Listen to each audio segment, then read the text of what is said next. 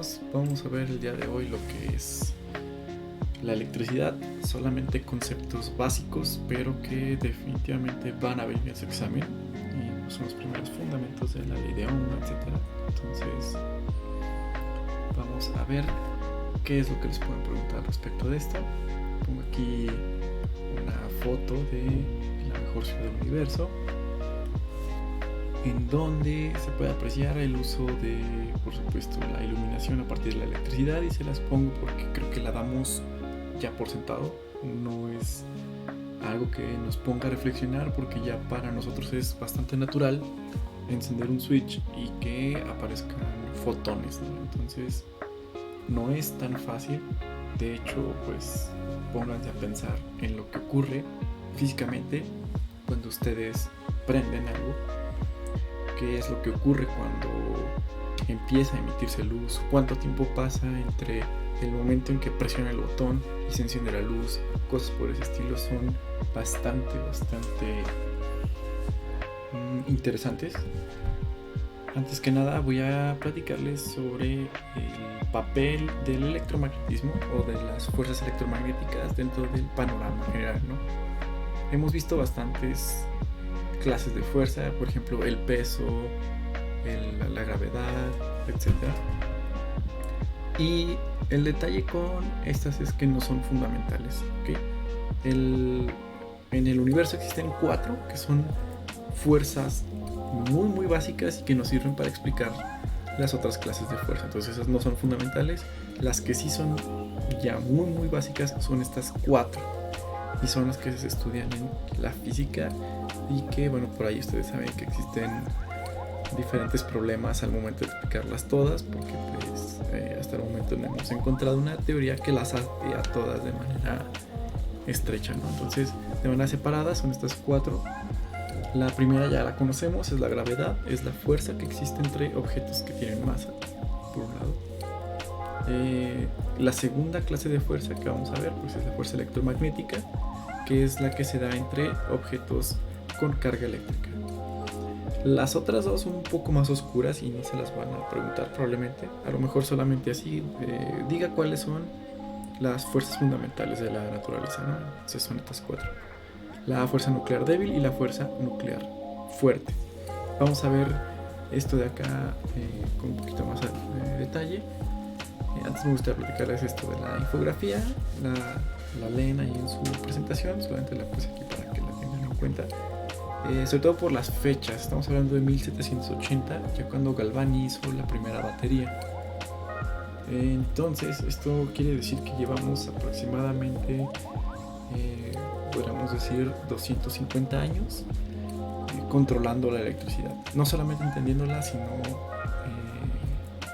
controlando el flujo que tenemos sobre los materiales. Entonces, de aquí quiero que se queden con la siguiente idea.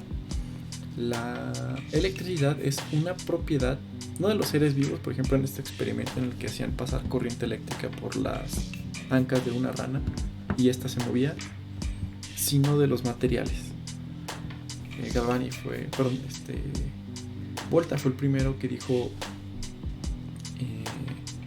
a lo mejor no es algo relacionado con la rana, no es una fuente de vida de electricidad, sino es una propiedad de los metales.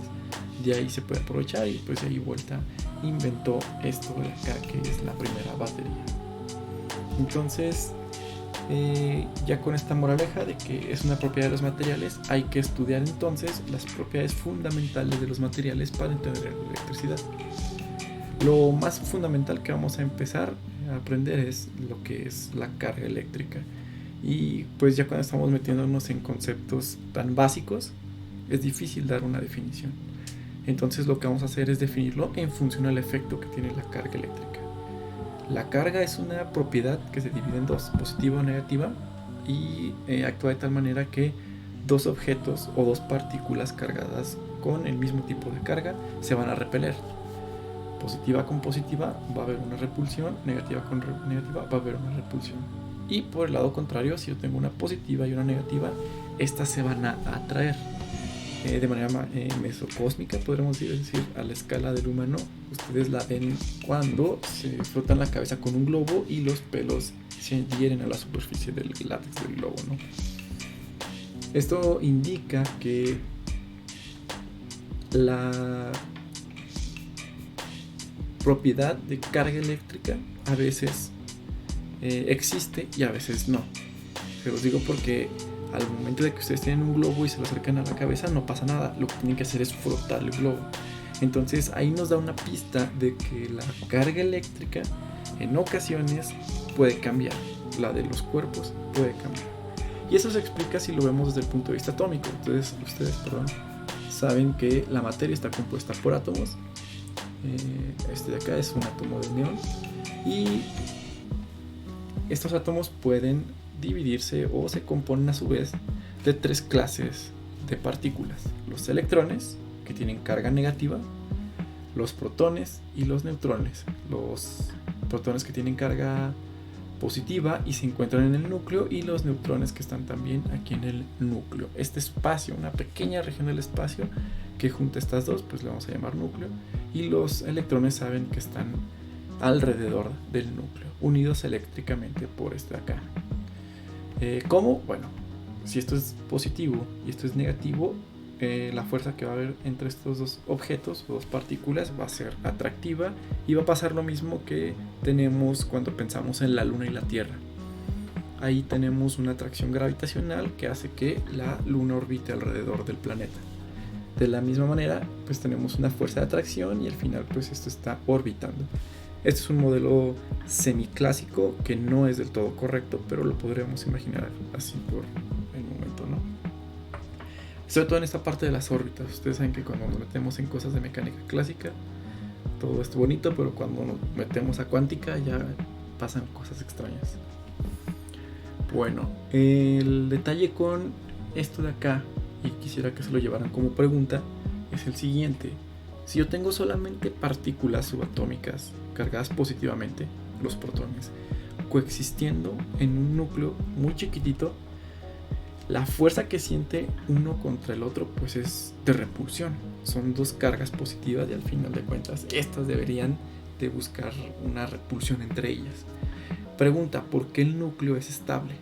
¿Por qué el núcleo, que está compuesto únicamente de cosas positivas, que está muy lejos de los electrones, a pesar de que aquí se ve corta esta distancia entre los electrones y los protones es muy grande, entonces la región del espacio en las que están confinados los protones es muy chiquita?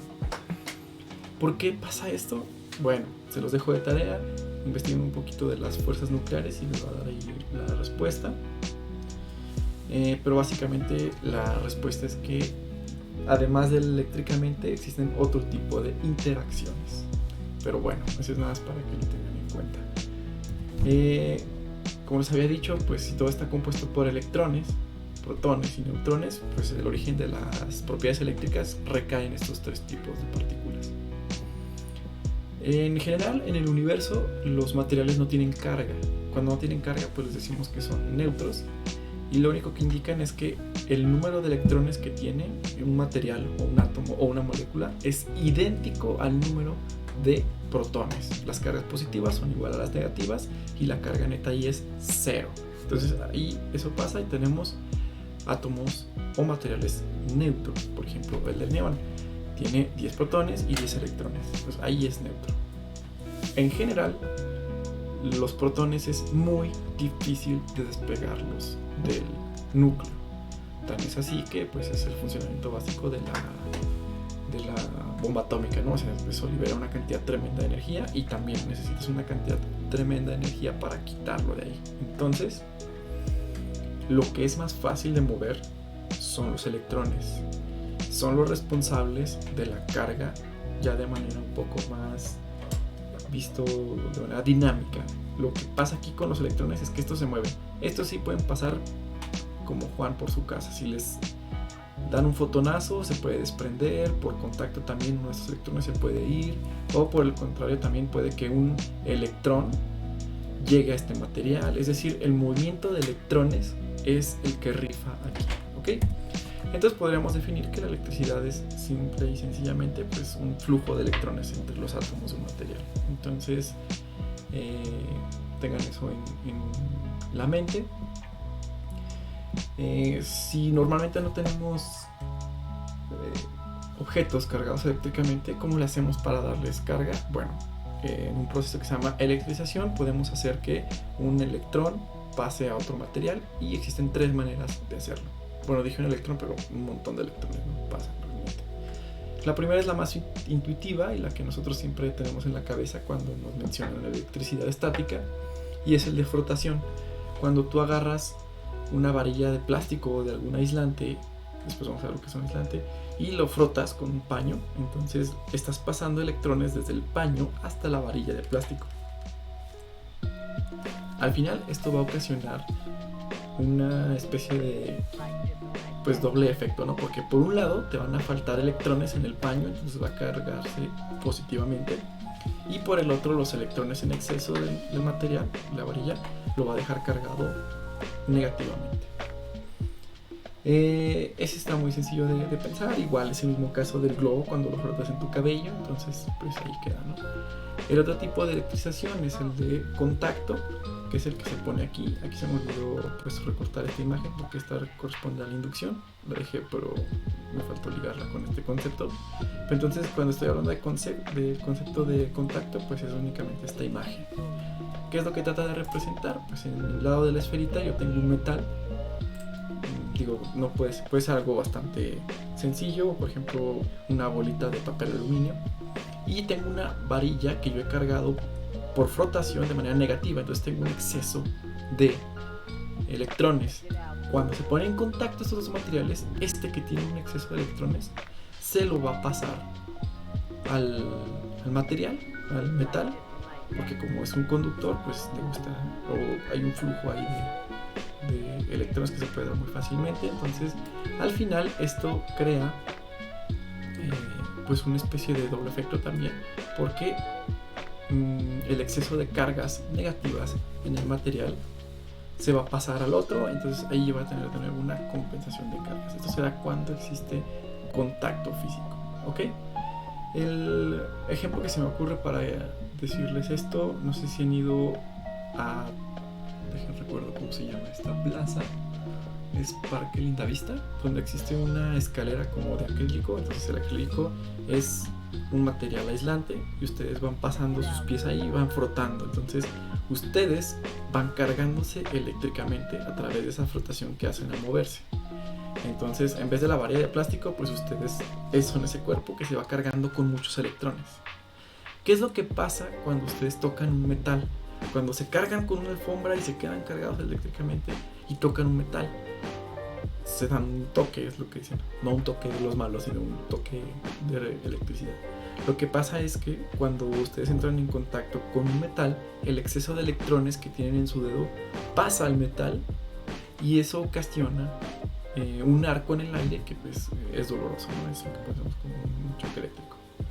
Entonces en esa plaza pues es muy claro porque es una escalera muy larga de acrílico, entonces te vas cargando mucho y tú llegas con otra persona o tocas algo de metal y te descargas, ¿no? Ahí hay una compensación de las cargas eléctricas. Y el último es el de inducción. Supongamos que tenemos un cuerpo cargado positivamente, ya sea por frotación, que lo hemos cargado de manera positiva. Esto de acá es un metal, entonces lo que pasa es lo siguiente: tú no tocas, sino simple y sencillamente acercas una carga positiva a este metal. Y ya les había comentado cuando vimos las propiedades de los metales que se pueden modelar como una serie de núcleos atómicos con un montón de electrones que pasan como por su casa. Entonces se pueden mover alrededor del material de manera muy sencilla. Entonces lo que ocurre aquí es que algunos electrones viajan hasta esta zona, pero tienen que viajar de algún lado, ¿no? Porque son materiales neutros, entonces dejan acá una carga positiva y acá una carga negativa. Entonces esto de acá es un ejemplo que se llama electroscopio, seguro lo han hecho en la secundaria o incluso en la preparatoria, en donde al final nos sirve para ver qué clase de carga tenemos acá. Como esta es positiva, pues lo que va a pasar es que estas dos hojas de este material conectado al metal pues se van a abrir porque ambas son de la misma carga. Bueno, hasta el momento hemos visto nada más que dos cargas iguales se repelen y dos diferentes se atraen, pero fue Coulomb el primero que dio una fórmula matemática para ver cuál era cuantitativamente la fuerza que ocurre entre estas dos cargas, ¿no? La carga eléctrica se mide en una unidad que se llama Coulomb, no voy a adentrarme mucho en eso, pero es una unidad en la que se mide la carga eléctrica. Se puede medir de manera muy sencilla. Y la fuerza que sienten dos cuerpos cargados la dio Coulomb. Y quiero que pausen el video y piensen esto que les recuerda. Mientras se van acordando, yo les pongo acá esto, vamos a ver si recuerdan. Bueno, si se fijan, esto de acá tiene la misma forma que la ley de gravitación universal. Solo que en vez de G tengo una constante que se llama constante de Coulomb y en vez de cargas tengo masas. Pero en esencia son la misma forma matemática. La única diferencia es que no tenemos masas negativas, entonces esta siempre es atractiva, pero la fuerza eléctrica puede ser positiva o negativa. Es decir, causa atracción o causa repulsión. Si se fijan, la carga puede ser positiva o negativa, entonces esto de acá pues ya involucra los signos de las cargas ya de manera matemática. Entonces yo puedo tener una carga, por ejemplo, de 3 coulombs o de menos 2 coulombs. Entonces, si eso ocurre, pues este producto se va a hacer como el que hemos hecho desde el kinder, va a ser más por menos y la fuerza entre esas dos cargas va a ser negativa, es decir, va a ser de atracción. ¿Ok? En general, una fuerza negativa va a indicar atracción. Bueno. Por último, nada más para decirles, esta es una carga, la carga Q1, es otra carga, la carga Q2, y esta acá es la distancia entre dos cargas. Entonces yo voy a tener aquí Q1, yo voy a tener aquí Q2, y a esta distancia yo le voy a llamar R, ¿ok? Entonces está en metros, es una distancia. Y como está al cuadrado, pues nada más la ponen y le van al cuadrado y ya tienen este denominador que les puede ayudar para el problema. A lo mejor tienen que memorizar este valor, que es el de la constante de Coulomb para sus problemas. En las clases normalmente nosotros se los damos, pero en el examen a lo mejor no se las proporcionan. Entonces esa constante pues tenganla en la mente. Es más o menos 8.9 por 10 a la 9. Entonces se la pueden aprender así, porque si fijan son puros 9, 8.9 por 10 a la 9. Digo redondeando esto para acá, ¿no? Ya sé que ser un poco más precisos, pues lo tienen así. Y de las unidades, les doy un mal consejo, porque lo que estaría muy chido es que se acordaran de las unidades. Pero ya saben que estamos midiendo fuerzas, les va a dar en newtons. Entonces pueden quitarse un poquito la parte de las unidades y piensan que al final el resultado les va a dar en newtons.